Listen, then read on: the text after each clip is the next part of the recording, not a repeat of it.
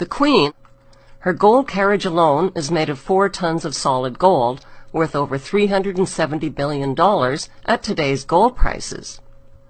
The Bank of England Nominees Limited was established to hide the Queen's investments. Secrecy about her wealth protects her. Government and banking officials inform the Queen about where to invest her wealth. That's called insider trading, and it's illegal. But the Queen gets away with it scot-free. Why? Because she's the Queen, and she's immune to prosecution. The Queen owns more than 300 residences, including castles and palaces, crown jewels, over 27,000 masterpieces, prize racehorses, and a fleet of Bentleys and Rolls-Royces. Her colossal wealth also includes crown land and investments that she inherited from her black nobility ancestors. The Queen's Crown estate includes over 50% of the UK's coastline, as well as Regent Street and Windsor Great Park. Her trillions in wealth are passed down to her descendants, untaxed. Would British tourism collapse if the monarchy was abolished? No, statistically, Buckingham Palace doesn't even make the top 20 list of tourist attractions. Do you know how much the Queen is worth? 17 trillion pounds. That's $30 trillion.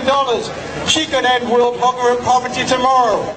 Besides insider trading and tax-free income, the slave trade and drug trade. Queen Elizabeth I started the British slave trade in 1564. As head of the Church of England, her slave trading of African blacks upset the moral foundations of the Church.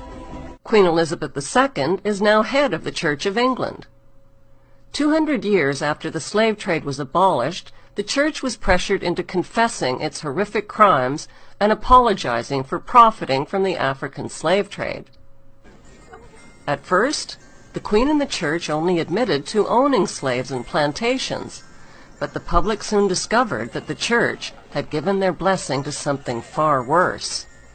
The Church had approved the beating, mutilation, rape, kidnapping, and murder of tens of millions of Africans by declaring that Africans had no soul. This gave the Church a divine license to profit from their diabolical crimes. Even more lucrative than Queen Elizabeth's slave trade was Queen Victoria's drug trade.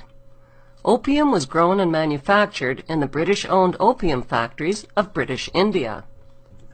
China banned the importation of opium, but once the British monarch secured a drug trade monopoly, over 17,000 illegal chests of opium worth millions were forced onto the Chinese population. The British waged 3 drug wars on China to force them to pay for the illegally imported opium. China's emperor didn't stand a chance against the British East India Company gunboats and Royal Navy.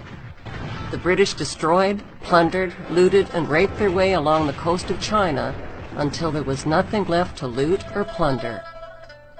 On August 29, 1842, the Treaty of Nanking forced the Chinese government to pay £15 million to the British merchants to open up its ports to opium trade and to cede Hong Kong to the British. This was the ugly origin of Hong Kong's 155 years as a stolen British Crown colony. There are people who believe that they have a God-given right to rule over others.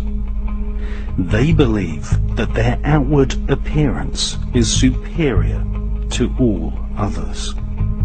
They harbor selfish ambitions to be rich and to have power over what they describe as common people.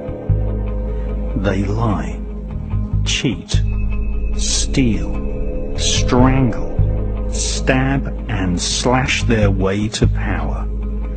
They believe that their actual willpower, what the British occultist Aleister Crowley described as the will of Thelema, the royal will, must be obeyed.